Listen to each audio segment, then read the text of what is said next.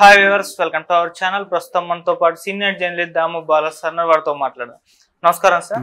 Sir, Akira Nandan జోలికి వస్తే చంపేస్తా అని చెప్పేసి రేణు దేశాయ్ గారు పెట్టిన ఒక పోస్ట్ ఇప్పుడు తెగ వైరల్ అయిపోతుంది సార్. అసలు ఏం జరిగింది, ఎందుకు అంటే ఈ ఎక్స్ట్రీమ్ లెవెల్కి వెళ్ళి ఆమె పోస్ట్ పెట్టాల్సి వచ్చిందంటారు సార్?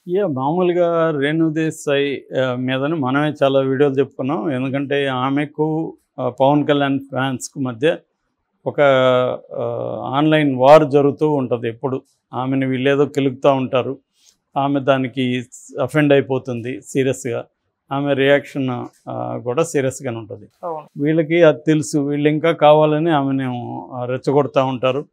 అదొక దాన్ని ఏమంటారు, పైశాచిక ఆనందం చాలామంది పవన్ ఫ్యాన్స్కి. సో అది చేస్తూ ఉంటారు.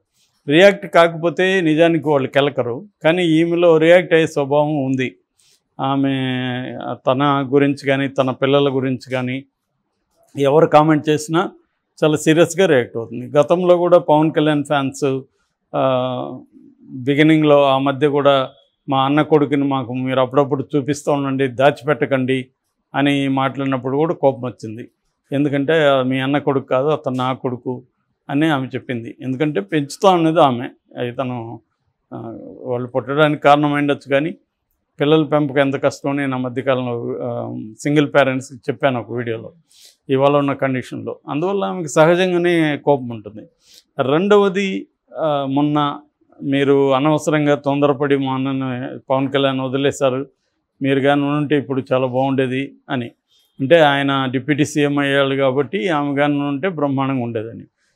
దానికి కూడా ఆమె రిటార్ట్ ఇచ్చింది, వదిలింది నేను కాదు మీ అన్నీ, నేను నాతో కాపురం చేస్తూ ఇంకొక ఆమెతో సంబంధం పెట్టుకొని ప్రెగ్నెన్సీ తీసుకొచ్చాడు.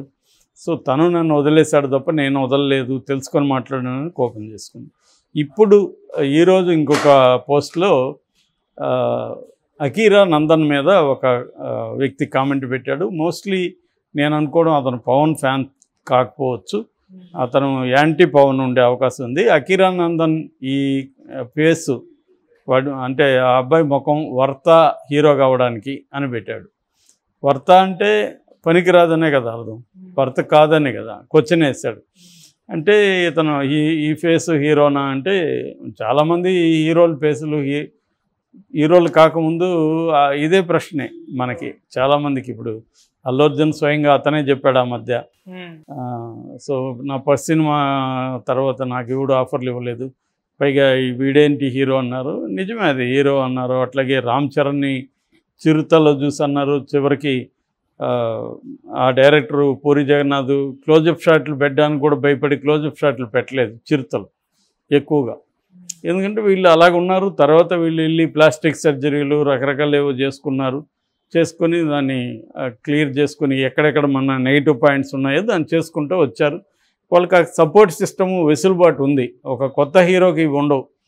వాళ్ళకి ఫెయిల్యూర్ అయినా కూడా బిగినింగ్లో దాన్ని తట్టుకొని నిలబడే సపోర్ట్ సిస్టమ్స్ ఉన్నాయి కాబట్టి నిలబడగలిగారు. అట్లాగే ఇప్పుడు రేపొద్దున అకీరా నందన్ కూడా హీరో కావాలనుకుంటే మైనస్లు ఉంటే దాన్ని వాళ్ళు కరెక్ట్ చేసుకోగలరు, నిలబడగలరు. ఇప్పుడు బాలకృష్ణ కొడుకును కూడా అదే అంటున్నారు, అతనికి మొన్నటి వరకు ఎంత కడుపు ఉంది, ఇప్పుడు కూడా అంత పర్ఫెక్ట్గా లేడు ఫిట్నెస్ కానీ అది. సో దానికోసమే అతను భయపడుతున్నాడని, లేదు జాతకాల వల్ల అతను భయపడుతూ ఏజ్ అయిపోతున్నా కూడా ఇప్పటివరకు ఇండస్ట్రీలో ఇంట్రడ్యూస్ చేయలేదని. మొన్న కూడా ఏదో అతని పొట్టను తడుముతూ ఉన్న లోకేష్ ఫోటో పెట్టి, నాకంటే ఒకప్పుడు నాకు ఉన్న దానికంటే ఎక్కువ ఉంది మీ వాడికి పొట్ట అంటున్నట్టు కామెంట్లు.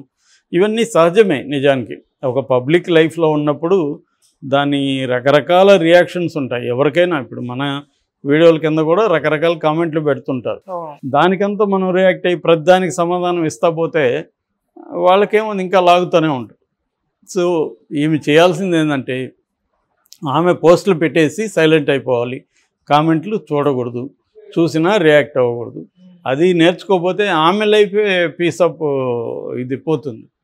సో అది ఆమె నేర్చుకోవాలి యాక్చువల్గా. అంతేగాని ఇది గాల్లో యుద్ధం చేస్తున్నట్టే, నీ ఎనిమి ఎవడో తెలియదు, వాడు ఎందుకు కామెంట్ పెడుతున్నాడో తెలియదు, వాడికి ఏమీ ఇంట్రెస్ట్ ఉందో మనకు తెలియదు, వాడితో పోయి మనం ఎందుకు కొట్లాడాలి.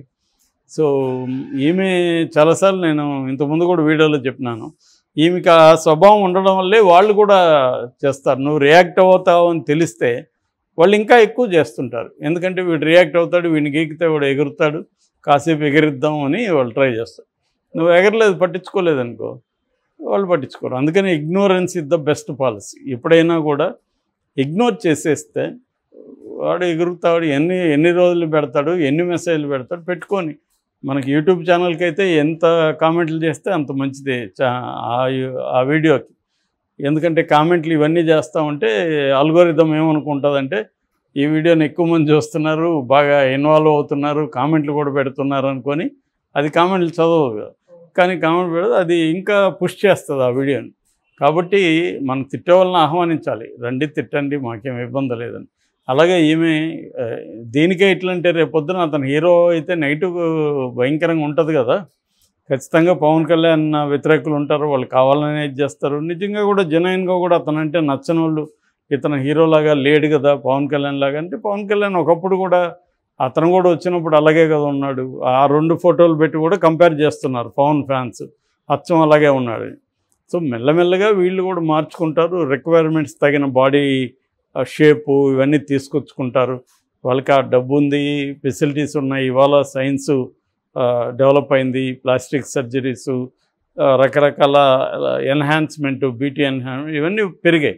అవన్నీ ఇవాళ హీరోలందరూ చేసుకుంటున్నారు. అందుకని ఇవాళ ఒకప్పుడు 60-65 ఏళ్ళకి ముసలోళ్ళలాగా కనబడేవాళ్ళు ఇవాళ వెరీ యంగ్గా ఎందుకు కనబడుతున్నారంటే రకరకాల మనకి టెక్నాలజీ వచ్చింది, హెల్త్ కావచ్చు, ఫిట్నెస్, వీటికి సంబంధించి. సో డబ్బులుండి నువ్వు ఖర్చు పెట్టి డిసిప్లైన్ ఉంటే నువ్వు మార్చుకోవచ్చు. కాబట్టి వాళ్ళు ఎవరో పెడితే ఈమె రెచ్చిపోవడం, ఈమెకి ఎప్పుడు కూడా ఇన్ని సంవత్సరాలలో ఎప్పుడు కూడా పవన్ కళ్యాణ్ ఆమెను సపోర్ట్ చేయలేదు. ఆమెను ఇబ్బంది పెడుతున్న ఫ్యాన్స్ని ఎప్పుడు కంట్రోల్ చేయలేదు పవన్ కళ్యాణ్. ఎందుకంటే ఫ్యాన్స్ని కంట్రోల్ చేస్తే వాళ్ళు ఎక్కడ హర్ట్ అవుతారో, అట్టయితే మనకి ఇబ్బంది అని Pawan Kalyan hurt చేయదలుచుకోలేదు.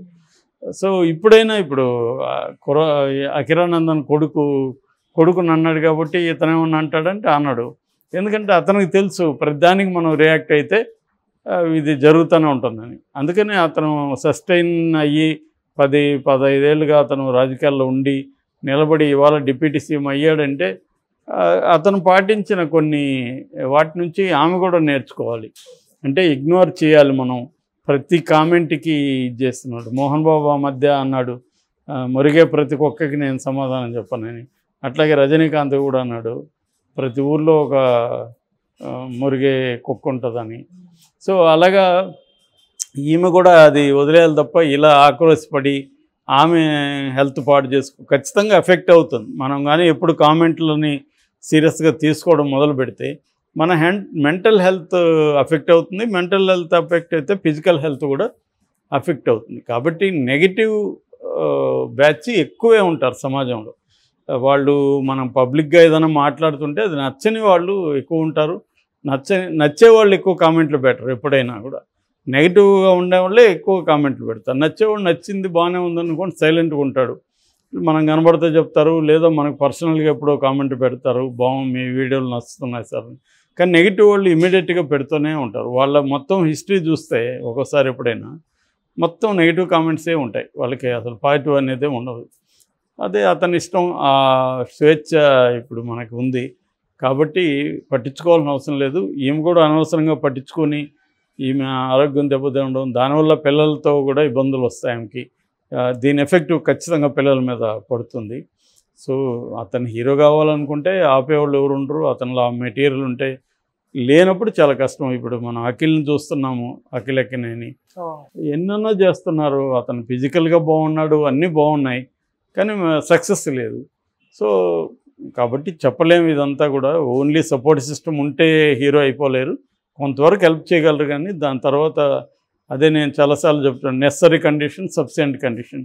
Necessary condition ఏంటంటే నీకు సపోర్ట్ సిస్టమ్ ఉండాలి, బట్ సఫిషియెంట్ కాదు అది. సఫిషియెంట్ అంటే నీలో టాలెంట్ ఉండాలి, నువ్వు కనెక్ట్ అవ్వాలి. నువ్వు అన్నీ ఉండి కూడా కనెక్ట్ అవ్వలేకపోవచ్చు ఆడియన్స్కి. అలాగే రేపు అఖిరానందన్ కూడా హీరో కావచ్చు, అతనిలో టాలెంట్ ఉంటే. ఆల్రెడీ అతనిలో మంచి మ్యూజిక్ డైరెక్టర్ ఉన్నాడు, సో ఆల్రెడీ ఫిట్నెస్కి సంబంధించి కూడా అతను చేస్తుంటాడు. రెండోది అతను గైడ్ చేయడానికి, అతనికి హెల్ప్ చేయడానికి పవన్ కళ్యాణ్ ఉన్నాడు. కాబట్టి ఖచ్చితంగా అతను హీరో కావాలనుకుంటే అతను ఎవరు ఆపలేరు. Okay sir, thank you so much.